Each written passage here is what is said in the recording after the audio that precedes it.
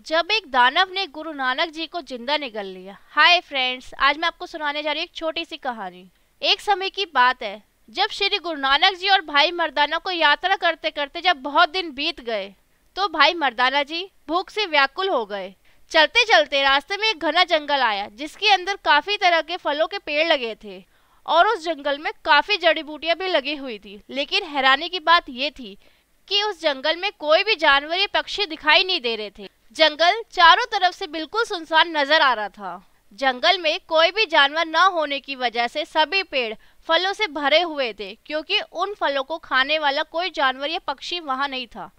चलते चलते मर्दाना जी गुरु नानक देव जी को कहने लगे, गुरुजी आप थोड़ी देर आराम कर ले, क्योंकि मुझे बहुत भूख लग रही है। मैं इस जंगल में जाकर अपने मनपसंद फलों को खाकर अपना पेट भर लेता हूँ। लेकिन गुरुजी ने भाई मर्दाना को कहा, इस जंगल में हमारा रुकना ठीक नहीं है। तुम जंगल की भारी खूबसूरती देखकर इसको अच्छा मत समझो, क्योंकि इस जंगल में जीवन का नामो निशान नजर नहीं आ रहा। भाई मर्दाना जी को भूख बहुत ज्यादा लग रही थी। गुरु नानक देव जी के मुंह से ये शब्द सुनकर भाई मर्दाना जी ने गुरु जी को कड़वे वचन बोलने शुरू कर दिए और कहने लगे, जिस जगह भी मेरे खाने के लिए कोई चीज होती है वहाँ आप मुझे रोक देते हैं और खाने नहीं देते। मैं आपके साथ रहकर ऐसे ही कुछ दिनों में भूखा मर जाऊंगा।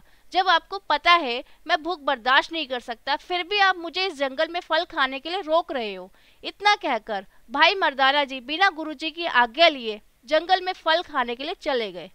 भाई मर्दाना जी जंगल में जाकर फल खाने लग गए। फल खाकर भाई मर्दाना जी का पेट भर चुका था, पर लालच के कारण और ज्यादा फल खा रहे थे। जंगल में एक भयानक दानव रहता था जिसका शरीर पहाड़ जितना बड़ा था, सिर पर बड़े बड़े सींग थे। उस दानव ने जंगल के सारे जानवरों और पक्षियों को खा लिया था। भाई मर्दाना जी फल खाने में मगन थे। जब दानव को जंगल में हलचल दिखाई दी तो उसने आकर भाई मर्दाना जी को पकड़ लिया और अपने मुंह में डाल लिया और बिना चबाए ही अंदर निगल लिया।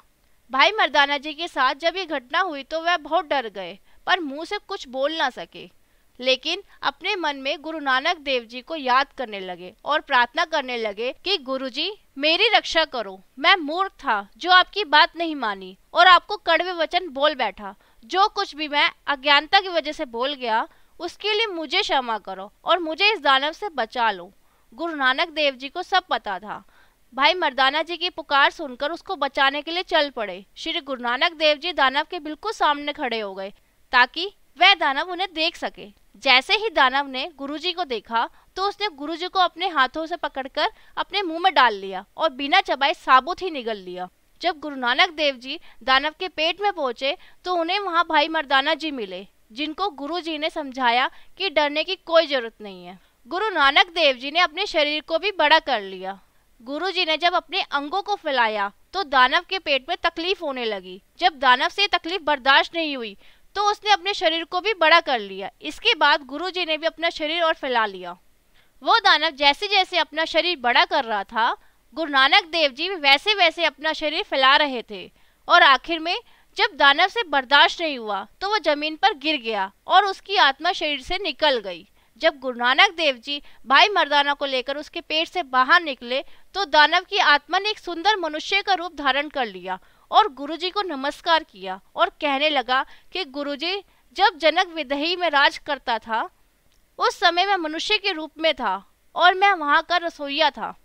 एक बार राजा ने साधु संतों को खाने पर बुलाया और उनके लिए सारा खाना मैंने बनाया, पर उस समय मुझे भूख बहुत ज्यादा लगी हुई थी, इसलिए मैंने छुपकर सबसे पहले खाना खा लिया। इस बात का पता जब राजा को चला कि संतों का अपमान हुआ है और मैंने उनको खाना खिलाने से पहले खुद खा लिया है, तो राजा ने सारा खाना नदी में फेंकवा दिया और गुस्से में आकर मुझे श्राप दिया कि 24 घंटे के बाद तुम एक बड़े दानव के रूप में बदल जाओगे।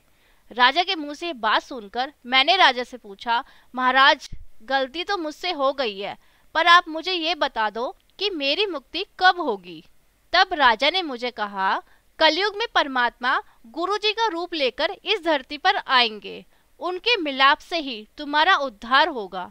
और आज मेरा आपसे मिलाप हुआ है और मुझे मुक्ति मिल गई है। गुरुजी, मैं आपके दर्शन करके निहाल हो गया हूँ। ये कहकर गुरुजी को नमस्कार किया और गुरुजी की आज्ञा लेकर वहां से चले गए। तभी भाई मर्दाना जी ने गुरुजी से अपनी गलती की माफी मांगी और गुरु नानक जी अगली यात्रा पर चल पड़े।